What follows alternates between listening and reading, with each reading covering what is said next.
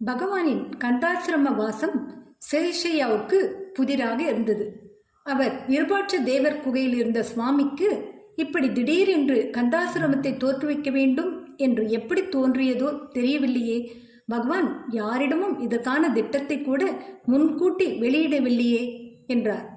நீங்கள் தான் பகவான் தரிசனத்திற்கு வந்து மாதக்கணக்காயிற்றே, அதனால்தான் உங்களுக்கு எதுவும் தெரியவில்லை என்றார் பழனிசுவாமி. ஆமாம் பழனிசுவாமி, முக்கிய வேலை நிமித்தம் வெளியூர் பயணம் என்றெல்லாம் வர முடியாமல் போயிற்று என்று சேஷையா, சரி இந்த கந்தாசிரமம் தோன்றிய விவரத்தை சொல்லுங்கள் என்று கேட்டார். விருபாட்ச தேவர் குகையில் அன்னை ஸ்நானம் செய்வதற்கு போதுமான நீர் கிடைக்கவில்லை. அதனால் பகவானே தினந்தோறும் மலையில் மேலும் உயரே இருந்த ஒரு சுனைக்கு சென்று 2 பெரிய கமண்டலங்கள் நிறைய நீர் தூக்கி வருவார். அன்னை ஒரு துண்டை கட்டிக்கொண்டு உட்கார்வார். விக்கிரகம் ஒன்றுக்கு அபிஷேகம் செய்வது போல பகவான் அந்த கமண்டல நீரை அன்னையின் தலைமையில் ஊற்றுவார். பழனிசுவாமி அப்படி சொன்னதும் சேஷையா, அடடா, அன்னையிடத்தில் பகவானுக்குத்தான் எத்தனை கரிசனம் என்று ஆச்சரியப்பட்டார். அவரது வியப்புக்கு பதில் அளிப்பது போல, இந்த மனோபாவம் ஞானிகளுக்கு தான் வரும், மகரிஷிக்கு வந்ததில் ஆச்சரியம் இல்லை என்றார் பழனிசுவாமி. ஆமாம் ஆமாம் என்று ஆமோதித்த சேஷையா, அப்புறம் என்று கேட்டார்.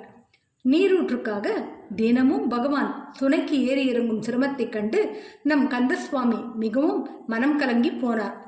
தாமே சுனை உள்ள இடத்திலேயே ஒரு விசாலமான ஆசிரமம் அமைத்து தந்து விடுவோமே என்று எண்ணினார்.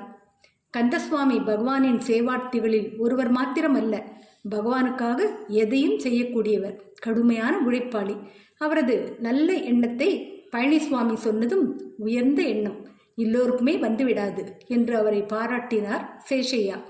ஆமாம், அது மாத்திரமல்ல, தனியொருவராக அவரே அதிகமானுட முயற்சி செய்து இந்த பகுதியில் இருந்த சப்பாத்தி கள்ளி முதலான முச்செடி புதர்களையெல்லாம் அகற்றினார்.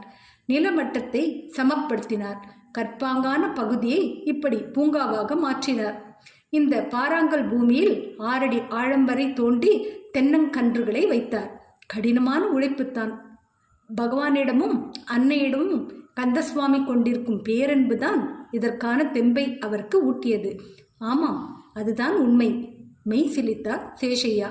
கந்தசுவாமி இப்படியெல்லாம் பாடுபட்டு உருவாக்கிய இந்த ஆசிரமத்திற்கு அவரது அன்புக்கு கட்டுப்பட்டு பகவானும் தாயோடும் தாசர்களோடும் வந்து தங்கிவிட்டார். இதற்கு கந்தசுவாமியின் பெயராலேயே கந்தாசிரமம் என பெயரும் சூட்டிவிட்டார்.